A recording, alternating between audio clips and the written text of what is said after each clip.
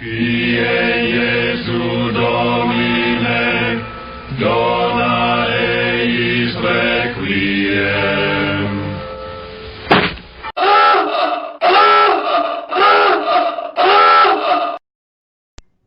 Well, good evening everybody, and it is a late night video from Father Tom. You heard the sirens, so you know the warnings. If you don't like political talk, from a conservative point of view, please don't listen. So, today the news is out that Mitt Romney, also known as John McCain the Lesser, no war achievements and nothing to be proud of. In fact, Mitt Romney has in his bag of bragging, I was governor of Massachusetts, and now I am a senator from, was it Utah? Is that where he's from? And I'm a failed presidential candidate.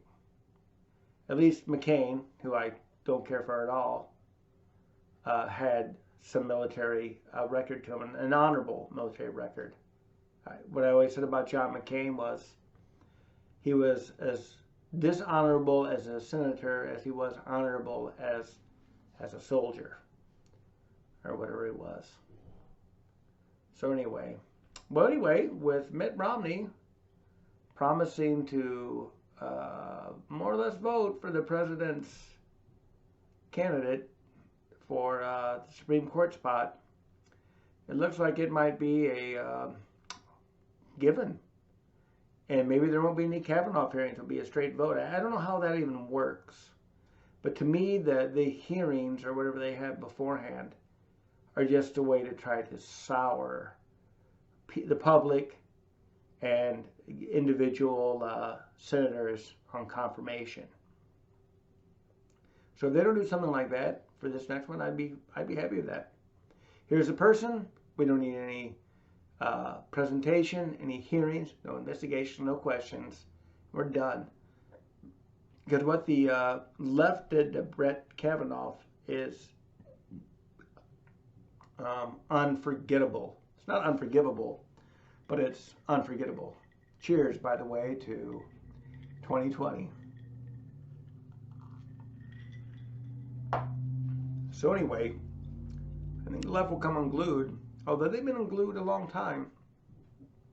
I was listening to a podcast earlier this evening, and I think this podcaster made a very good point, that the left has red-pilled America unintentionally. And the phrase red pill comes from the movie The Matrix, where if you take the red pill, you see reality for what it is. It's not an illusion anymore. Human beings are batteries for a machine complex, and the machines create illusions in your mind to make you think that life is normal. But the reality is that life is pretty brutal and ruthless, and the reality as we know it is prefabricated by the machines. So red pilling comes from that, and the left inadvertently red-pilled America when we were all told to shelter in place, and we did, obediently, and then lo and behold, the race riots of 2020 started 48 hours after the death of George Floyd. You know, for those first 48 hours, I think we're all on the same page. Then all the riots started, and then they went on for weeks. And it was okay. It's okay to riot.